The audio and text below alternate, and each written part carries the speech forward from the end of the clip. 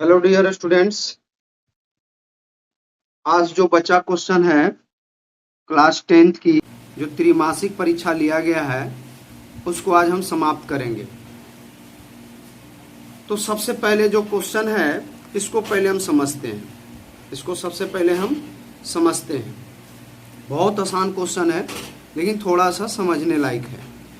हम जानते हैं कि समकोण त्रिभुज जो है, समकोण त्रिभुज का एक कोना जो होता है, एक कोण होता है वो ए है जो कि 90 डिग्री दे ले, और बी ए सी लिखा हुआ है। कितना लिखा हुआ है? बी ए सी। त्रिभुज ए बी सी में बी ए सी बराबर 90 डिग्री, तो कोस सी बराबर क्या होगा? तो कोण ए बराबर जो है वो 90 डिग्री है। तो चूंकि हम जानते हैं कि तीनों कोणों का योग क्या होता है, त्रिभुज के आंतरिक तीनों कोणों का योग 180 डिग्री होता है। तो इसका मतलब है कोण ए प्लस कोण बी और प्लस कोण सी बराबर 180 डिग्री। तो कोण ए का मान 90 डिग्री है, कोण ए का मान 90 डिग्री है, प्लस कोण बी प्लस कोण सी बराबर 180 डिग्री, 180 डिग्री। तो कोण बी प्लस कोण सी बराबर 180 डिग्री माइनस 90 डिग्री। ये हो गया। तो कोण बी प्लस कोण सी बराबर हो जाएगा 90 डिग्री। हमें निकालना है किसका? कोस सी का मान निकालना है। किसका निकालना है? कोस सी का मान निकालना है। तो सी को हम इधर ही दे देते हैं, बी को उधर फेंक देते हैं। तो कोण सी बराबर हो जाएगा 90 डिग्री माइनस बी कर देते हैं। दोनों तरफ क्या करते हैं? दोनों तरफ कोस गुना करने पर या कोस लगाने पर ये सर्वसर्मिका होता है। आप इसको समझिएगा, ये सर्वसर्मिका होता है। उसका एक थ्योरी होता है जो कि ट्रिग्नोमेट्री में पढ़ने को मिलेगा। ये होता है कोस सी, है ना। दोनों तरफ कोस लगाने पर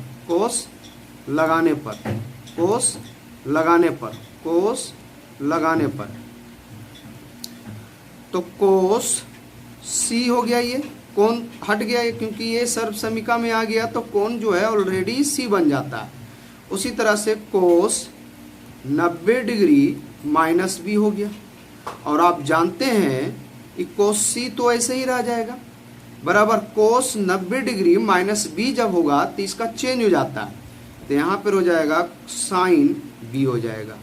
हमारा जो आंसर है यही आंसर हो जाएगा। हमारा जो आंसर होगा बाबू यही हमारा आंसर हो जाएगा। तो ऑप्शन नंबर इसमें कौन सा सही हो जाएगा? ऑप्शन नंबर बी सही हो जाएगा। इसको आप उतार लीजिएगा। बहुत आसान था क्वेश्चन, बस थोड़ा सा समझने का था। अगला क्वेश्चन पर हम चलते हैं। क्वेश्चन नंबर जो है अगला जो क्वेश्चन नंबर देख रहे हैं वो क्वेश्चन नंबर जो है sine 17 degree is equal to x. तो इसको कह रहा है कि कोस 17 डिग्री का मान निकालिए। चलिए अगला क्वेश्चन क्या है? अगला क्वेश्चन जो है साइन 77 डिग्री लिखा हुआ है। Question sine 7 degree is equal to x. तो कोस 77 डिग्री का मान निकालना है। समझिएगा, बहुत आसान ये भी है, बस थोड़ा सा इसमें समझने का है। चूंकि हम जानते हैं sine square theta plus cos square theta, theta की जगह पर कितना है? 77 डिग्री है, बराबर कितना होता है? इसका मान 1 होता है। ये याद रखिएगा। ये आपको पॉइंट को क्या करना है? याद रखना है। ये पॉइंट आपको याद रखना है, बहुत इंपॉर्टेंट क्वेश्चन है। आगे क्या है? तो इस क्वेश्चन को थोड़ा सा हम डिटेल्स करेंगे। थोड़ा सा क्या करेंगे? डिटेल्स करेंगे। तो sine square theta plus cos square theta बराबर 1 हो जाएगा। तो इस प्रकार से हम देखेंगे कि जो क्वेश्चन है ये जो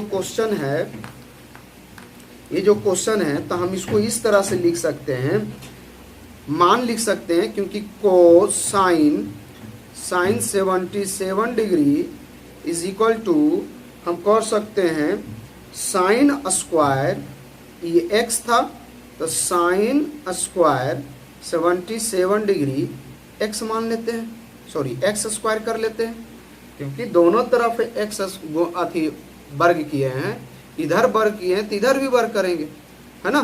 दोनों तरफ वर्ग किए हैं हम, यहाँ पर क्या किए, दोनों तरफ वर्ग करने पर जब हम ये वर्ग करते हैं, जब ये हम वर्ग करते हैं तो देखिएगा ध्यान से, ये जो वर्ग करते हैं तो हमें दिखने को मिल रहा है कि इस टाइप में आ रहा है क्वेश्चन, इस टाइप में बन रहा है, उसी टाइप में हमको यहाँ भी करना है। तो चलिए हम आगे बढ़ते हैं इसमें। इस तरह से हम कह सकते हैं कि कोस स्क्वायर 77 डिग्री को हम क्या लिख सकते हैं, एक्स स्क्वायर है इसमें, तो हम इसको साइन स्क्वायर का जो मान है इसको हम क्या कर सकते हैं जी, कोस स्क्वायर है तो इसको हम इधर ले जा करके इसको घटा देते हैं, हम इधर ले जा करके हम इसको क्या कर सकते हैं, घटा सकते हैं, या फिर इसी को ला करके हम इधर घटा सकते हैं क्या। तो चलिए साइन 77 डिग्री बराबर x हो जाएगा। दोनों तरफ क्या किए हैं, हम वर्ग किए हैं, दोनों तरफ क्या किए हैं, वर्ग किए हैं, तो इसको हम लिख सकते हैं साइन स्क्वायर 77 डिग्री बराबर एक्स स्क्वायर। लिख सकते हैं कि नहीं लिख सकते हैं, लिख सकते हैं। अब हम इसको क्या कर सकते हैं, साइन स्क्वायर को हम कोस स्क्वायर में, क्योंकि साइन स्क्वायर तो आ ही गया, कोस स्क्वायर हमें नहीं दिख रहा है, क्योंकि कोस का 77 डिग्री का मान निकालना है, तो साइन स्क्वायर को हम लिख सकते हैं, ऐसे लिख सकते हैं 1 माइनस कोस स्क्वायर 77 डिग्री, और ये जस के तस एक्स स्क्वायर हो जाएगा। यहाँ पर समझिएगा, यहाँ पर हम लिख सकते हैं sine square theta plus cos square theta बराबर 1, तो हम कोस स्क्वायर थीटा बराबर लिख सकते हैं 1 माइनस साइन स्क्वायर थीटा। वही चीज हम यहाँ की हैं कि साइन स्क्वायर थीटा बराबर हम लिख दिए 1 माइनस कोस स्क्वायर 77 डिग्री। ये हो जाएगा कितना, ये हो जाएगा एक्स स्क्वायर। अब आ जाइए इसको हम कोस स्क्वायर 17 डिग्री को हम इधर कर देंगे, क्योंकि हमें निकालना है इतना का मान, तो 1 में ये एक्स स्क्वायर जो है इधर आकर के माइनस हो जाएगा एक्स स्क्वायर, और इधर जो माइनस है इधर आकर के क्या हो जाएगा, प्लस हो जाएगा कोस स्क्वायर 77 डिग्री, 77 डिग्री।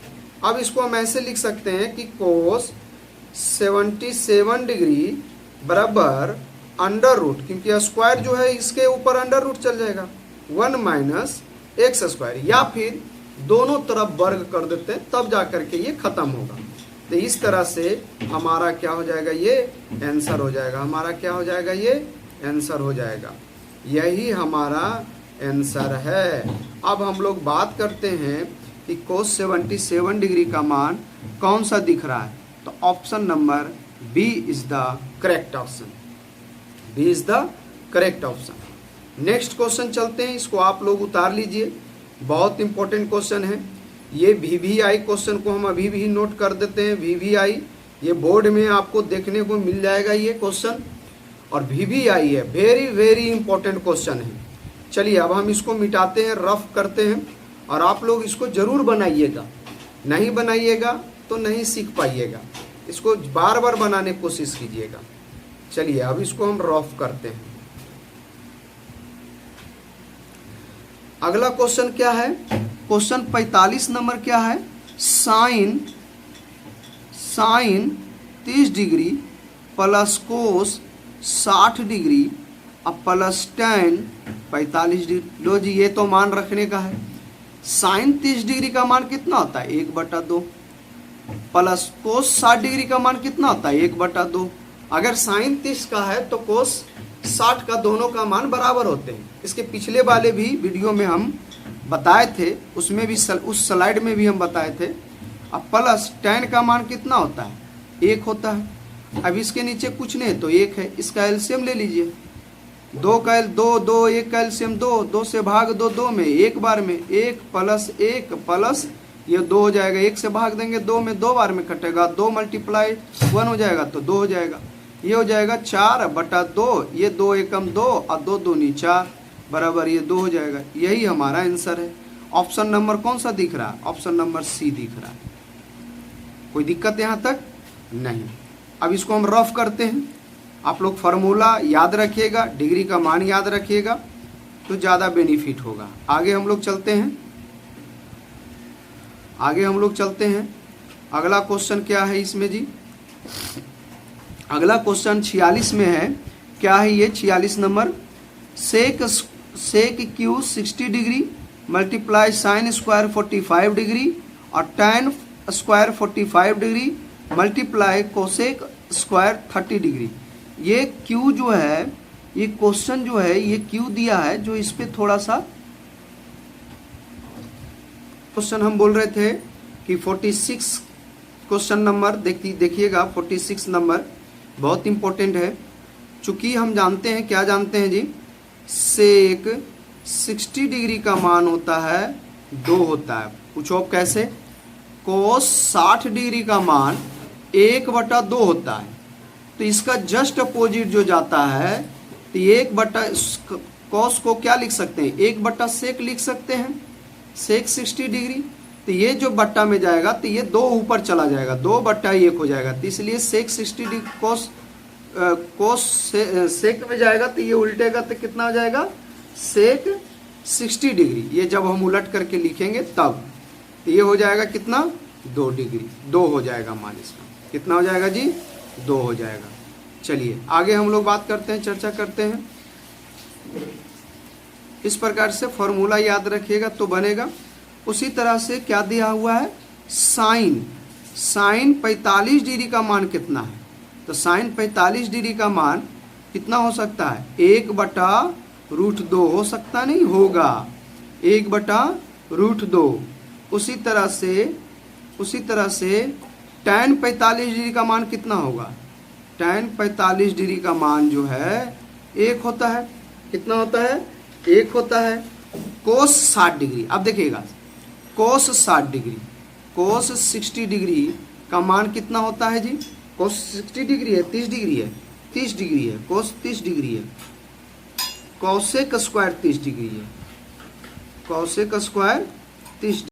तो कोसेक 30 डिग्री, कोसेक 30 डिग्री का मान कितना होता है जी? 2 होता है। कैसे होता है 2? साइन 30 डिग्री का मान लिखते हैं, 30 डिग्री का मान 1/2 होता है। तो इसका जस्ट अपोजिट चलेंगे तो कॉस 30 डिग्री का मान, सॉरी कोसेक 30 डिग्री का मान 2 जो है ऊपर चला जाता है, यानी उलट जाता है। तो 30 डिग्री का मान कितना हो गया? कोसेक का 2। अब हम मान रख देते हैं इसमें, यहाँ पर मान लिख देते हैं sec Q 60 degree multiply sine square 45 degree minus tan square 45 degree multiply cosec square 30 degree. अब आगे हम लोग बात करते हैं, मान रख दीजिए। सेक 60 डिग्री का मान कितना है? 2, और 2 के पावर कितना करना है? 3, ये हो जाएगा। साइन 45 डिग्री का मान कितना होता है? वो भी स्क्वायर में है, तो 1/√2 के स्क्वायर हो जाएगा। माइनस है तो माइनस, tan 45 डिग्री का मान कितना होता है? 1 के स्क्वायर। कोसेक 30 डिग्री का मान कितना आता है? 2, तो 2 के स्क्वायर हो गया। अब आ जाइए इसको, 2 दूनी 4 दूनी 8, अब मल्टीप्लाई 1/2 और ये हो जाएगा -1, अब गुने हो जाएगा 2 दूनी 4। अब आगे हम लोग बात करते हैं, 1 कट गया, 2 दूनी 4, तो 4 माइनस 4 एकम 4, 4 ये से 1 कट गया, ये 0 हो गया। यही हमारा आंसर है। इसमें से देखिए कौन सा ऑप्शन है 0? ये है ऑप्शन। अगली हम क्वेश्चन बात करते हैं, अगला क्वेश्चन। नेक्स्ट क्वेश्चन क्या है, इसको हम रफ करते हैं, जिनको उतारना था उतार लेते और इसको बनाते जरूर। चलिए आगे हम लोग बात करते हैं। Question number 47। कोई त्रिभुज है, एक त्रिभुज है, इसका नाम ले लेते हैं ABC। एक त्रिभुज ABC, ये क्या कर रहा है? समरूप कर रहा है। क्या कर रहा है? समरूप कर रहा है त्रिभुज DEF। तो पूछ रहा हमें क्वेश्चन, क्या पूछ रहा है जी? क्वेश्चन को हमें कि AC बराबर DF कितना होगा? AC बराबर DF कितना होगा, यानी कि ये अनुपातिक है। जब आप 9th क्लास में पढ़िएगा और 10th क्लास में भी है, तो 9th क्लास में सर्वांशम पढ़ना है, कॉन्ग्रेंट पढ़ना, और 10th क्लास में उसको पढ़ना है सिमिलरिटी पढ़ना, यानी सिमिलर पढ़ना। तो दोनों दो चीज़ है ना, different between two each other, congruence and similarity. तो इस वजह से हमें इसका मान निकालना है। तो सबसे पहले हम इसका अनुपातिक देखेंगे। जब AC बराबर AC बटा DF, तो देखिए AC ये हो गया, AC कौन सा हो गया जी, ये हो गया। जिस प्रकार से इसका अनुपातिक AC बटा DF होगा, इसका अनुपात से है, तो सिंपल सी बात है, इसको ऑप्शन से हम देखेंगे कि BC बटे DE, तो BC DE के बराबर होगा, नहीं होगा, क्योंकि ये ऑलरेडी दे रखा, ये ऑलरेडी दे रखा है। फिर से समझिएगा, AC जो है, AC जो है, AC जो है यहाँ पे AC जो है, AC जो है वो क्या है, ये AC जो है DF के अनुपात है, रेशियो में है। तो AC जो है DF इस भुजा के अनुपात में है, ठीक। उसी तरह से कह रहा हमें कि अगर AB है तो AB किसके पास है, तो इसके ऑप्शन के अनुसार से चलेंगे। तो BC अनुपात DE, तो BC अनुपात DE ये इसके अनुसार से होना चाहिए। अगला ऑप्शन देखते हैं BC बटा EF, तो BC बटा EF इसके अनुसार से हो जाना चाहिए। उसी तरह से AB बटा EF, तो AB बटा EF इसके बराबर हो जाएगा अनुपातिक में। उसी अनुसार से EF बटा BC, EF बटा BC इन दोनों के बराबर हो जाएंगे। चलिए, तो हम जानते हैं कि समरूप जो त्रिभुज होते हैं या समरूप त्रिभुजों में संगत भुजाएं जो होती है वो अनुपात होती है, यानी अनुपातिक होती है। तो हम जानते हैं कि AB अनुपातिक होगा, AB जो अनुपातिक होगा वो DE को होगा, ऐसे या नो। उसी तरह से BC जो होगा वो हो जाएगा किसके अनुपातिक हो जाएगा, EF के हो जाएगा, किसका हो जाएगा। उसी तरह से AC जो है अनुपातिक हो जाएगा, AC जो है वो अनुपातिक हो जाएगा DF के। कोई दिक्कत यहाँ तक? इसीलिए हम कह सकते हैं यहाँ पर कि AB बटा DE बराबर होगा BC बटा EF। उसी तरह से AC जो है वो बराबर बटा हो जाए, अनुपातिक हो जाएगा DF के। अब देखिए ये जो है ये इसके बराबर कौन कौन हो सकते हैं, ऑप्शन में देखिए आप, इनमें से ऑप्शन कौन कौन हो सकते हैं। अब देखिए यहाँ पे BC बटा DE है, BC बटा DE नहीं है, तो ये ऑप्शन गलत हो जाएगा। BC बटा EF है, BC बटा EF है, हाँ है। और देखिए AB बटा EF है, AB बटा EF नहीं है। ऑप्शन नंबर EF देखिए, EF बटा BC है, EF बटा BC है कहीं पे नहीं है, BC बटा EF है, तो ये भी गलत हो गया। तो ऑप्शन नंबर कौन सा हो जाएगा जी, B is the correct option हो जाएगा। B क्या हो जाएगा, करेक्ट ऑप्शन हो जाएगा। अगली क्वेश्चन हम देखते हैं, इसको हम मिटा के देते हैं, जिनको उतारना है उतारते चलिएगा। ये क्वेश्चन आपको बोर्ड में भी आपको देखने को मिलेगा। अगर बिलीव नहीं होता है तो आप इसको उतार करके रख लीजिए, और जब एग्जाम आएगा तो आप इसको चेक कर लीजिएगा कि क्या सही है कि गलत है। क्वेश्चन नंबर 48, किस प्रकार के दो त्रिभुज सर्वदा समरूप होते हैं। किस प्रकार के त्रिभुज जो होते हैं सर्वदा समरूप होते हैं। तो कह रहा है कि समकोण दो, जैसे मैं बोलूं कि दो समरूप का मतलब होता है कि वो बराबर होना, एकदम सेम डिट्टो होना एकदम, है ना जी। समरूप मतलब है कि जैसे एक बताए थे कि एक कॉन्ग्रेंट होता है, एक समरूप होता है, मतलब सर्वांगसम होता है। सर्वांगसम में सभी अंग बराबर होते हैं, थोड़ा सा भी बराबर नहीं। जैसे कि अगर मैं बोलूं ये सर्कल है और ये सर्कल है, तो जब इन दोनों को देखते हैं तो ये दोनों आपस में एक दूसरे को ढक लेना है, तो इसको सर्वांगसम बोलेंगे।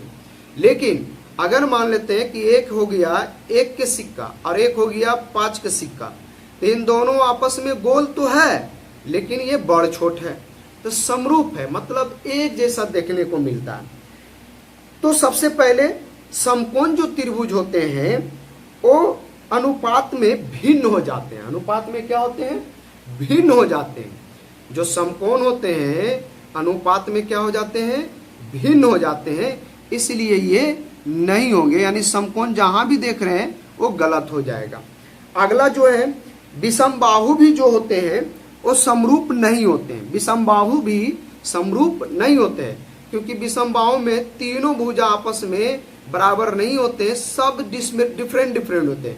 ये 5 होते हैं तो ये 6 हो जाते हैं, 3 हो जाते हैं, ये अलग अलग होते हैं। इसीलिए इसको हम क्या बोलते हैं?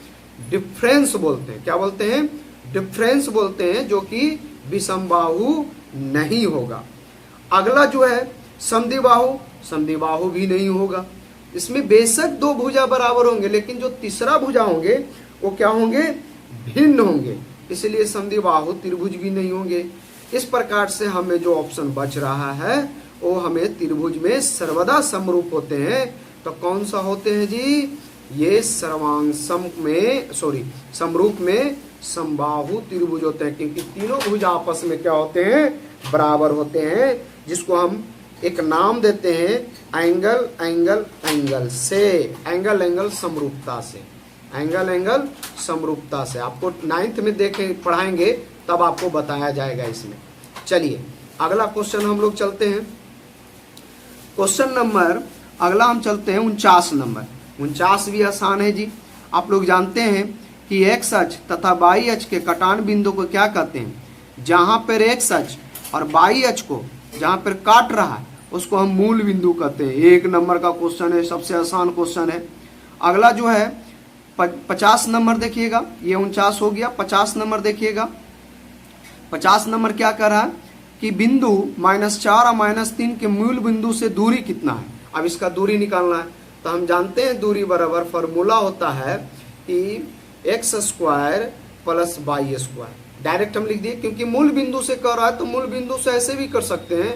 इसको हम 0, इसको हम कर सकते हैं -4। अब 4 माइनस जो है वो ले करके आया है। क्या करके लेके आया है? वो ले करके आया।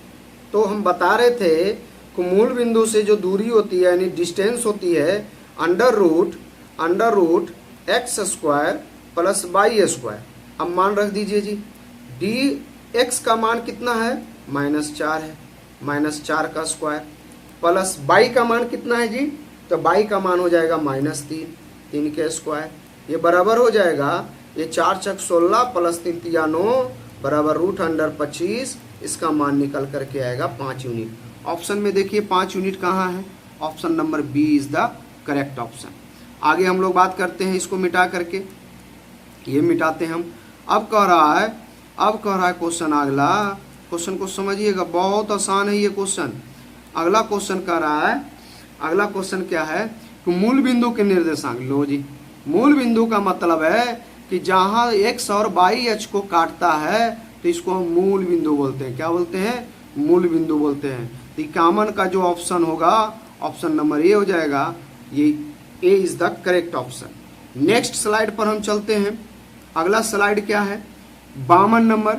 हाँ, इस चीज को ध्यान रखिएगा, x को हम कोटि बोलते हैं, x अक्ष को हम कोटि बोलते हैं, और y अक्ष को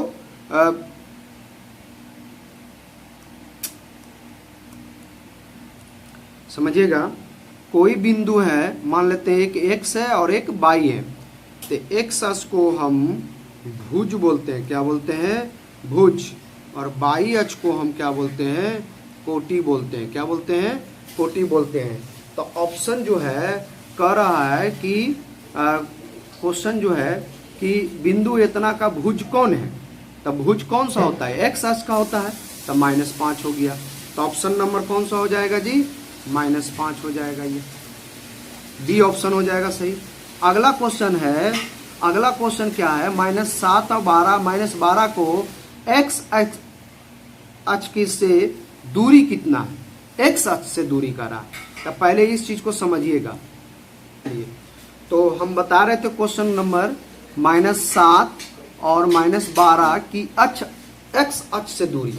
ध्यान रखिएगा, अगर एक्स अक्ष से दूरी पूछेगा, ध्यान रखिएगा, सिर्फ अक्ष से रिलेटेड एक्स अक्ष से दूरी जो होगा वो बाई का निर्देशांक होगा। बाई का क्या होगा? निर्देशांक होगा। क्या होगा जी? निर्देशांक होगा। बाई का निर्देशांक होगा। और बाई एच से दूरी पूछेगा, बाई एच से दूरी जो पूछेगा वो एक्स अक्ष का निर्देशांक होगा। किसका निर्देशांक होगा? एक्स अक्ष का निर्देशांक होगा। जैसे आप देख सकते हैं क्वेश्चन में कि एक्स अक्ष से दूरी है तो बाई एच के दूरी है, तो बाई के निर्देशांक हो जाएंगे। तो बाई के निर्देशांक कौन है? -12 है। लेकिन समझिएगा नोट में, दूरी कभी निगेटिव नहीं होती है। दूरी जो है हमेशा क्या होता है? हमेशा धनात्मक होता है। क्या होता है? धनात्मक होता है। लेकिन दूरी तो हमें -12 दिया हुआ है, तो क्या करते हैं कि बाई एच का बराबर जो होता है -12 है, तो इसका मॉड ले लेंगे। क्या ले लेंगे? मॉड। तो मॉड से बाहर निकालेंगे तब ये +12 हो जाएगा। तो ऑप्शन नंबर कौन सा हो जाएगा? डी हो जाएगा, इज द करेक्ट ऑप्शन। अगला क्वेश्चन हम लोग चलते हैं। अगला क्वेश्चन में रफ करके जिनको उतारना था उतार लीजिए और इसको बनाने का प्रयास कीजिएगा। मोड में जो भी संख्या होते हैं, माइनस हो चाहे प्लस हो, वो सब के सब प्लस ही निकलते हैं। जो सब के सब क्या निकलते हैं? प्लस ही निकलते हैं। इसलिए मोड लगाना पड़ता है, क्योंकि दूरी जो होती है वो माइनस नहीं होती है। अगला क्वेश्चन है कि बिंदु इतना 7 और 13 और 10 और 9 के बीच की दूरी निकालना है। चलिए इसका दूरी हम निकालते हैं। दूरी सूत्र का हमें फॉर्मूला लिखना है। तो डिस्टेंस बराबर जो होता है वो अंडर रूट क्या होता है जी? डिस्टेंस का जो सूत्र होता है वो अंडर रूट क्या होता है? अंडर रूट क्या होता है जी? x2 माइनस x1 के स्क्वायर और प्लस y2 माइनस y1 के स्क्वायर। ये होता है दूरी सूत्र। वो मूल बिंदु से दूरी सूत्र था। और ये जो है बिंदु हमें दिया हुआ है, 2 बिंदुओं को दिया हुआ, उसके बीच की दूरी निकालना है। जैसे मैं बोलूं, एक उदाहरण में समझिएगा, ये एक बिंदु A है और एक बिंदु B है। तो ये जो हो जाएगा 7 और ये हो जाएगा 13। दूसरा बिंदु जो है ये 10 हो जाएगा और 9 हो जाएगा। इसको x1 बोलेंगे और इसको y1 बोलेंगे। इसको बोलेंगे x2 बोलेंगे और इसको y2 बोलेंगे। अब फॉर्मूला पर सेट कर दीजिए। d बराबर अंडर रूट क्या होगा जी? x2 का मान कितना हो जाएगा? 10। 10 में से x1 का मान जाएगा 7 का स्क्वायर प्लस y2 का मान 9 है और -13 का स्क्वायर। अब आ जाइए यहाँ पे, अंडर रूट 10 में से 7 गया, 3 बचा, 3 का स्क्वायर प्लस 9 और -13 है तो घट करके माइनस में आएगा, तो ये हो जाएगा -4 ये होल स्क्वायर बराबर इसका स्क्वायर करेंगे 3 तिया 9 और इसका स्क्वायर करेंगे तो ये हो जाएगा 16। टोटल मिला करके 25। अब 25 का रूट निकालेंगे तो कितना आएगा? 5 आएगा। हमारा option number B is the correct option. अगला क्वेश्चन पर चलते हैं। जिनको उतारना है उतार लीजिए, जिनको उतारना है उतार लीजिए। ये क्वेश्चन बहुत इंपॉर्टेंट है जी। अगला क्वेश्चन नंबर, ये आज लास्ट कर देते हैं, ये अंतिम वीडियो है इसका सॉल्यूशन का। इसको करके हम खत्म ही कर देते हैं। कुछ टेक्निकल प्रॉब्लम के कारण हम नहीं बना पा रहे थे एक दिन तक। चलिए आगे देखते हैं हम लोग। बाई अक्ष पर स्थित किसी बिंदु का निरूपण। अब तुम ही चलिए अगला क्वेश्चन जो है क्या कर रहा है? बाई अक्ष पर स्थित किसी बिंदु का निरूपण। तो आप समझिएगा पहले, अगर x अक्ष से कह रहा है तो अगर बाई अक्ष से कह रहा है तो x का मान यहाँ 0 हो जाएगा, और अगर बाई अक्ष से कह रहा है तो यहाँ पर बाई का मान क्या हो जाएगा? 0 हो जाएगा। बाई का मान जो है वो बाई अक्ष से कह रहा है तो x का मान 0 हो जाएगा, और x का अगर मान कह रहा है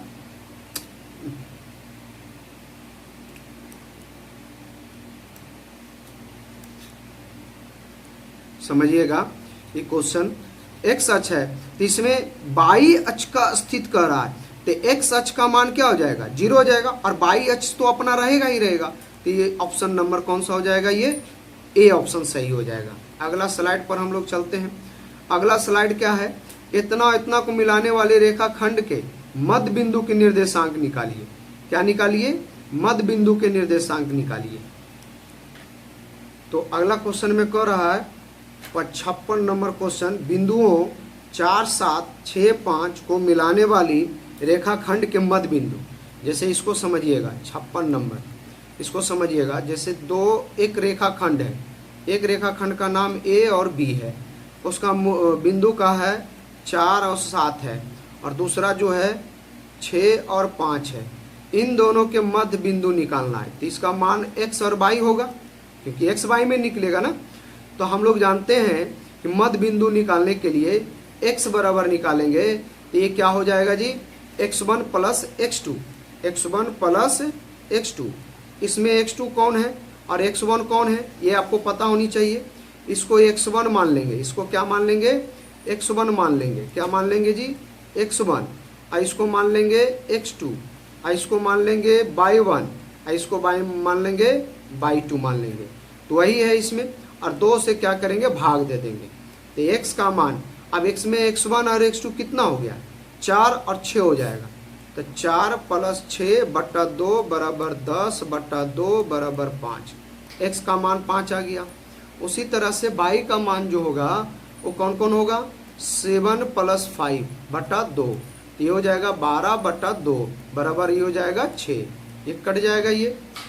इसी तरह से इसका बिंदु जो निकालेंगे एक्स वाई, जो मध्य बिंदु होगा वो क्या निकलेगा, वो क्या निकलेगा, 5 और 6 निकलेगा। देखिए ऑप्शन में कौन सा होगा, 5 और 6, तो 5 और 6 ऑप्शन नंबर सी हो जाएगा, ऑप्शन नंबर सी हो जाएगा।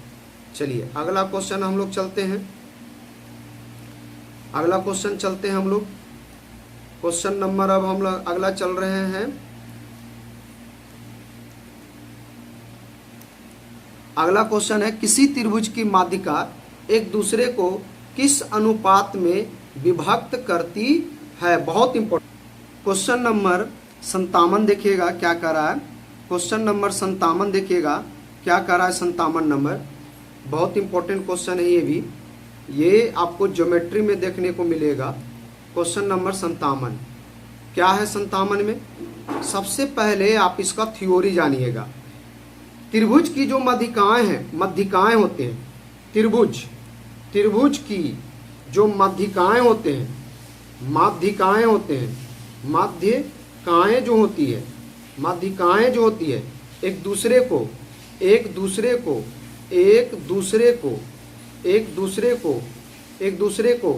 2:1 में काटती है, 2:1 में काटती है।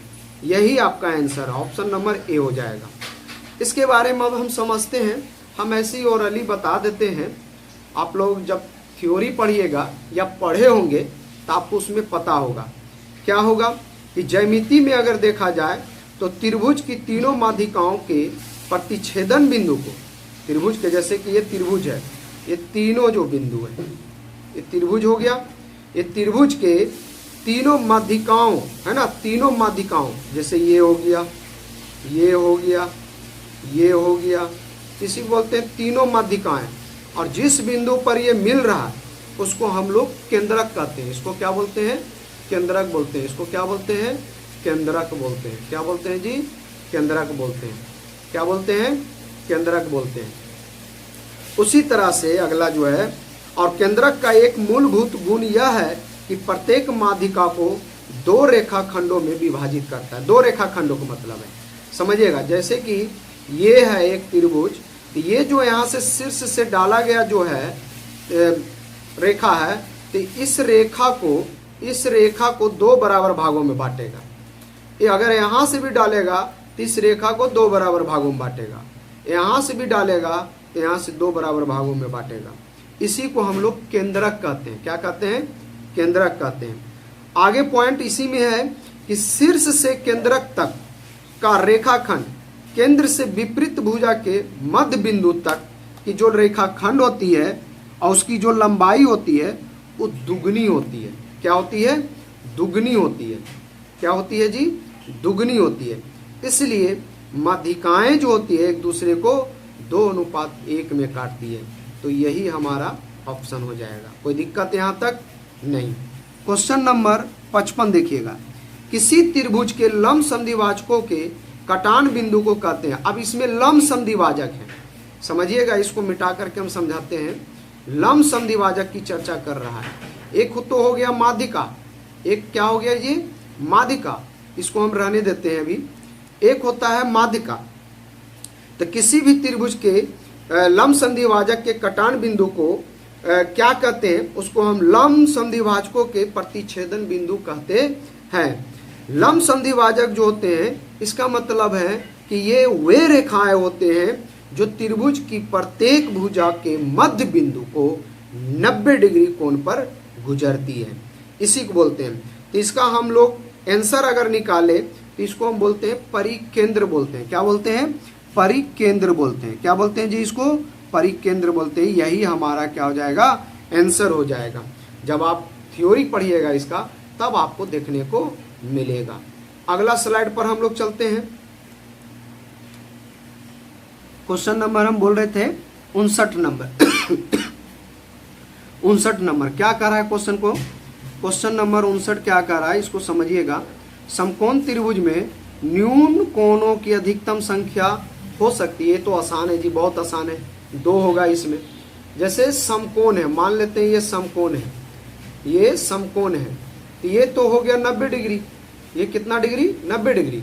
तो 2 कोण ही यही बचा है ना, तो इसी को बोलते हैं न्यून कोण बोलते हैं। क्या बोलते हैं, न्यून कोण बोलते हैं। क्या बोलते हैं इसको, न्यून कोण बोलते हैं। न्यून कोण बोलते हैं, जो कि 90 डिग्री से क्या होते हैं, छोटे होते हैं। 90 डिग्री से क्या होते हैं, छोटे होते हैं। 90 डिग्री से क्या होते हैं, छोटे होते हैं। इसी को न्यून कोण बोलते हैं। कोई दिक्कत यहाँ तक नहीं। अगला क्वेश्चन समझिएगा। अगला क्वेश्चन बहुत इंपॉर्टेंट है, इसलिए ऑप्शन नंबर आपको हम टिक लगा दें। ऑप्शन अगला क्वेश्चन जो है 60 नंबर देखिएगा। यदि एक त्रिभुज का एक कोण दूसरे त्रिभुज के एक कोण के बराबर हो तथा उन कोणों को अंतर्निहित करने वाली भुजाएं एक ही अनुपात में हो तो त्रिभुज के बीच संबंध हो। आपको हम बताए थे कि जब एक त्रिभुज है और एक कोण जो है दूसरे त्रिभुज के एक कोण के बराबर हो जाते हैं, ठीक। जैसे मान लेते हैं एक त्रिभुज ये हो गया, दूसरा त्रिभुज भी हम बनाते हैं, दूसरा त्रिभुज भी हम बनाते हैं। तो क्या कह रहा है कि एक कोण, यदि एक त्रिभुज के एक कोण दूसरे त्रिभुज के तो दूसरा त्रिभुज ये कि एक कोण बराबर हो, ये मान लेते हैं ये कोण और ये कोण आपस में क्या होते हैं, बराबर होते हैं, मान लेते हैं कोई, तथा उन कोणों को अंतर्निहित करने वाली भुजाएं एक ही अनुपात में है। अनुपात किस में पढ़ते थे, समरूप में पढ़ते थे। कि जब भुजा जो है, जैसे अभी हम इसके पहले बताए थे भुजा से रिलेटेड ABC और DEF, तो हम बताए थे कि अनुपातिक में कि AB जो अनुपातिक होगा वो DE के होगा और AC जो अनुपातिक होगा वो DF का होगा और BC का जो अनुपातिक होगा वो EF होगा। ये अनुपातिक में मतलब है कि AB बटा DE और उसी तरह से AC बटा DF, उसी तरह से BC बटा EF। इस प्रकार से इसको अनुपातिक बोलते हैं। और अनुपात किस में चलते हैं, समरूप में चलते हैं। तो ऑप्शन नंबर कौन सा होगा, C हो जाएगा आंसर। ऑप्शन नंबर कौन हो जाएगा, C हो जाएगा। क्वेश्चन नंबर अगला चलते हैं, 60 नंबर पर चलते हैं। इसको हम मिटा देते हैं, आप लोग इसको उतारते जाइएगा। खैर इसको हम पढ़ाएंगे, आपको थ्योरी भी पढ़ाएंगे, इसमें भी हम पढ़ाएंगे थ्योरी को, ज़्यादा टेंशन लेने की ज़रूरत नहीं है, हम एक एक थ्योरी पढ़ाएंगे। आगे बात करते हैं 60 नंबर। आगे क्वेश्चन नंबर जो है 60 नंबर है ना, क्वेश्चन नंबर 60 है। इसको क्वेश्चन नंबर 60 को हम देखते हैं। क्वेश्चन नंबर 60 हम लोग बोल रहे थे ना, किसी वृत्त की त्रिज्या तथा जीवा की लंबाई। अब एगो वृत्त बनाइए आप, पहले एक वृत्त हम बनाते हैं। इसका जो है वृत्त की जो त्रिज्या है, ये त्रिज्या हो गया, मान लेते हैं यहाँ से यहाँ तक त्रिज्या है, ठीक। तो त्रिज्या हो गया 29 सेंटीमीटर, यानी आर बराबर हो जाएगा 29 सेंटीमीटर। और एक जीवा है, तो जीवा की लंबाई 40 सेंटीमीटर है, मान लेते हैं यहाँ से यहाँ तक जीवा है। ये टोटल जो है जीवा, ये जीवा जो है ये 40 सेंटीमीटर है। जब आप लोग को पता है कि जीवा को जब त्रिज्या जो है जब एक दूसरे को विभाजित करता है, तो वो विभाजित जो करने का जो मापदंड रखा है वो दो भागों में बांटता है। वृत्त के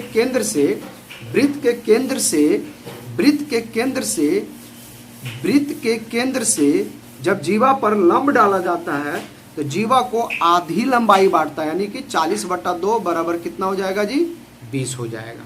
कितना हो जाएगा, 20 हो जाएगा। अब क्वेश्चन कह रहा हमें, समझिएगा क्वेश्चन को, तो वृत्त के केंद्र से जीवा की लांबिक दूरी क्या होगी? वृत्त के केंद्र से जीवा की लांबिक दूरी क्या होगी? यानी लांबिक दूरी का मतलब हो गया ये वाला पॉइंट, ये वाला निकालना है, ये वाला पॉइंट निकालना है। तो सबसे पहले हम इसको निकाल लेते हैं। तो आपको पता ही है कि ये 29 है, ये त्रिज्या जो है ये 29 है, ये भी तो त्रिज्या है, ये 29 हो गया और ये 20 में टूटा। तो हमें ये निकालना है, इसी का मान निकालने के लिए कह रहा है। इसका नाम दे देते हैं हम, इसका नाम दे देते हैं O, इसको नाम दे देते हैं A, B और इसको नाम दे देते हैं C। चलिए तो आगे हम लोग बात करते हैं। तो हम लोग जानते हैं पाइथागोरस फार्मूला से, पाइथागोरस फार्मूला से, है ना, क्या होता है जी, ये कर्ण बन गया, ये आधार बन गया और ये लंब बन गया। तो OA स्क्वायर बराबर हम जानते हैं OC स्क्वायर अब प्लस AC स्क्वायर। तो OA स्क्वायर का मान 29 हो जाएगा, बराबर OC का मान हो जाएगा 20 का स्क्वायर हो जाएगा, और AC का मान ही हमको निकालना है, AC का स्क्वायर। 29 का स्क्वायर करेंगे तो कितना निकल के आता है, 841 आता है। जब हम इसको स्क्वायर करेंगे तब आप करके देख सकते हैं, और इसका मान 400 आता है, प्लस AC स्क्वायर। तो AC स्क्वायर बराबर निकालेंगे क्या होगा जी, तो 841 में 400 को क्या करेंगे, घटा देंगे तो बचेगा 41। यही 41 जो है, सॉरी ये रूट में नहीं गया ना, ये 400 घटा ना तो 441 होगा। क्या होगा, ये 441 होगा, थोड़ा यहाँ मिस्टेक हम कर दिए हैं, ये हो जाएगा 441। तो AC बराबर सिर्फ निकालेंगे तो अंडर रूट 441। अब बताइए जी, यहाँ पर आइएगा कि 441 AC का मान अंडर रूट 441 आएगा। तो इसका 441 किसका होता है, 21 का होता है। तो देखिए ऑप्शन में कौन सा है 21, ऑप्शन नंबर आपको कौन सा देखने को मिल रहा है, ऑप्शन नंबर B देखने को मिल रहा है। यही हमारा क्या हो जाएगा, आंसर हो जाएगा। क्वेश्चन नंबर अगला, चलिए क्वेश्चन नंबर जो है अगला जो है 7 सेंटीमीटर त्रिज्या वाली अर्धवृत्त की परिमिति निकालना है। लो जी, बहुत आसान क्वेश्चन है, अर्ध परिमिति के। चलिए अगला क्वेश्चन क्या कर रहा है कि 7 सेंटीमीटर त्रिज्या वाले अर्धवृत्त की परिमिति, मान लेते हैं अर्धवृत्त बनाते हैं। क्या बनाते हैं, जैसे ये पूरा पहले हम अर्धवृत्त बनाते हैं, इसको बीच से हम काट देते हैं। इसकी जो त्रिज्या है ये 7 सेंटीमीटर है, तो व्यास कितना हो जाएगा, ये भी 7 सेंटीमीटर। तो टोटल व्यास क्या हो जाएगा, R बराबर 7 है तो D बराबर कितना निकलेगा, 14 निकलेगा। अब इसको अर्धवृत्त करते हैं, अर्धवृत्त इस तरह से हम कर देते हैं। तो ये पूरा कितना हो गया, 14 हो गया। कितना हो गया जी, 14। इसी का कह रहा है, ये पूरा जो लंबाई देख रहे हैं इसी को परिमिति बोल रहा है, अर्धवृत्त की परिमिति निकालना है। तो हम जानते हैं चूंकि परिमिति बराबर क्या होता है, त्रिभुज के परिमिति क्या होता है, 2πr होता है परिमिति, और आधा वृत्त है तो आधा वृत्त को इस तरह से कर देते हैं, तो आधा कर दिए। अब प्लस इसमें त्रिज्या तो एगो था ना, इसमें एक त्रिज्या, लेकिन त्रिज्या इसमें पूरा बढ़ गया। ये संख्या का ये जो लंबाई है इसको जोड़ेंगे ना, क्योंकि ये तो इतना हो गया, तो इसकी भी तो लंबाई जोड़ेंगे तो ये हो जाएगा 14 सेंटीमीटर। मतलब है कि 2r निकल के आ जाएगा। आगे बात करते हैं, ये 2 से 2 खत्म हो गया, पाई का मान 22/7, r का मान 7 प्लस 2r का मान 7, ये हो जाएगा 7 से 7 खत्म हो गया, 22 प्लस 7 दूनी 14 बराबर हो जाएगा 6, और ये हो जाएगा कितना, 4 और 2 6 और 3 और 3 36 हो जाएगा। यही हमारा आंसर। ऑप्शन नंबर कौन सा दिख रहा है जी? ऑप्शन नंबर हमारा डी दिख रहा है। ये भी हमारा क्वेश्चन बन गया। अगला क्वेश्चन क्या है? 14 सेंटीमीटर व्यास वाले वृत्त का क्षेत्रफल निकालिए। ये लीजिए जी, बहुत आसान क्वेश्चन है, इसको उतार लीजिएगा आप लोग। हम इसको रफ करते हैं। अगला क्वेश्चन क्या है इसमें? अगला क्वेश्चन समझिएगा। अगला क्वेश्चन है कि 14 सेंटीमीटर व्यास वाले, ये 14 सेंटीमीटर, देखो एक दूसरे को अपोजिट करके दे रहा है क्वेश्चन। इसका व्यास दे रहे हैं 14 सेंटीमीटर, तो त्रिज्या कितना होगा? 7 सेंटीमीटर। अभी व्यास को बनाए थे ना 14 सेंटीमीटर। तो चलिए बात करते हैं हम लोग। तो हम जानते हैं वृत्त की क्षेत्रफल बराबर, वृत्त की क्षेत्रफल बराबर क्या होता है? पाई आर स्क्वायर होता है। क्या होता है? पाई आर स्क्वायर। तो 22/7, आर का मान कितना है? 7 × 7 हो जाएगा, क्योंकि 7 से 7 खत्म हो गया और ये हो जाएगा 22×7 से 154 सेंटीमीटर स्क्वायर हो जाएगा। ऑप्शन नंबर कौन सा है? सी है। सी इज द करेक्ट ऑप्शन। अब आगे हम लोग बात करते हैं, इसको आप लोग उतार लीजिएगा। आगे हम लोग बात करते हैं क्या? अगला क्वेश्चन जो है स्लाइड में वो क्या है? ये हो जाएगा अगला क्वेश्चन 64। यदि समबाहु त्रिभुज का क्षेत्रफल दे रखा है तो इसकी परिमिति निकालना है। लो जी, बहुत आसान है। ये जो है ये एक समबाहु है। क्या है ये? समबाहु, जिसकी तीनों भुज आपस में क्या है? बराबर है। ए जिसकी तीनों भुज आपस में क्या है? बराबर है। जिसकी तीनों भुज आपस में क्या है? बराबर। समबाहु त्रिभुज का है जिसमें सभी भुज आपस में क्या होंगे? बराबर होंगे। ये भुज आपस में क्या होंगे जी? बराबर होंगे। हम जानते हैं चूंकि ए बराबर एरिया जो होता है वो क्या होता है? √3/4 गुना भुजा स्क्वायर। गुना क्या होता है? भुजा स्क्वायर। गुना क्या होता है जी? भुजा स्क्वायर होता है। गुना क्या होता है? भुजा स्क्वायर होता है। और क्षेत्रफल हमें दे रखा है, एरिया दे रखा है। कितना दे रखा है जी क्षेत्रफल? 4√3 सेंटीमीटर स्क्वायर। तो एरिया के जगह पर रख दीजिए इसका मान। तो 4√3 बराबर √3/4 गुना भुजा स्क्वायर। हमें कह क्या रहा है? इसका परिमिति निकालने। तो भुजा निकलेगा तो परिमिति निकल जाएगा। ये रूट से रूट खत्म हो गया, √3 4 गुना हो जाएगा, 4 चौके 16। तो ए स्क्वायर 16, तो ए का मान निकल करके क्या आ जाएगा? 16 बराबर 4 निकल के आएगा। अब ये 4 ये भी हो गया, 4 ये भी हो गया, 4 ये भी हो गया। तो टोटल कुल परिमिति क्या हो जाएगा? कुल परिमिति क्या हो जाएगा जी?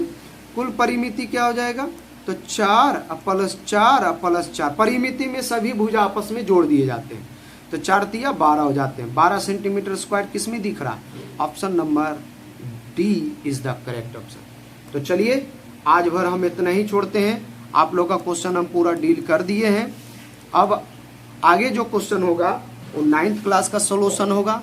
ये फिनिश कर दिए हैं। तो हमारे चैनल को लाइक और सब्सक्राइब कीजिए और अच्छे से हम पढ़ाने का प्रयास कर रहे हैं।